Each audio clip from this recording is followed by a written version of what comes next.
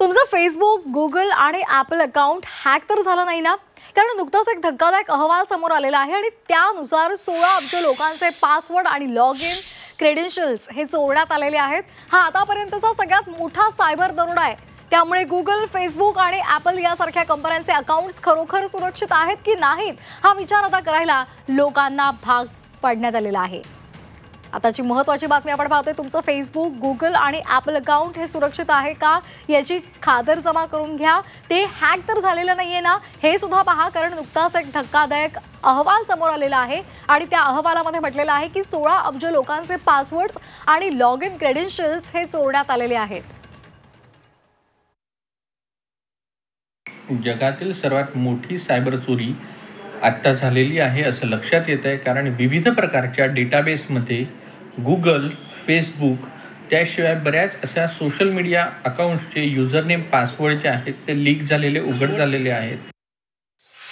Password हे update करताना alpha numerical म्हणजेच 2 त्याच्यामध्ये capital letters, small letters, number, special कॅरेक्टर्सचा जो आहे तो आपल्याला वापर केला गेला पाहिजे।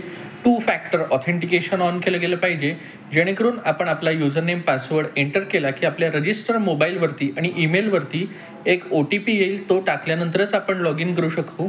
त्याच्यासोबतच आपण गुगल ऑथेंटिकेटरचा वापर करावा, जेणेकरून तुमचा second step of verification log in झाल्यानंतर सुद्धा लॉग इनच्या वेळेला प्रत्येक मिनिटाला एक कोड येईल।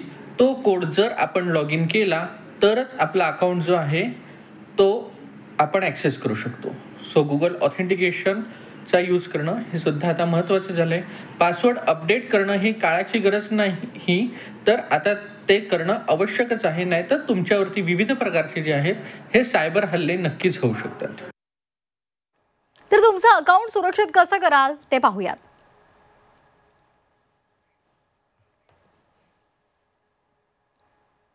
तत्काळ तुमच्या अकाउंटचा पासवर्ड बदला। पासवर्ड बदलल्यानंतरही अकाउंटसाठी 2 स्टेप व्हेरिफिकेशन हे फीचर वापरा।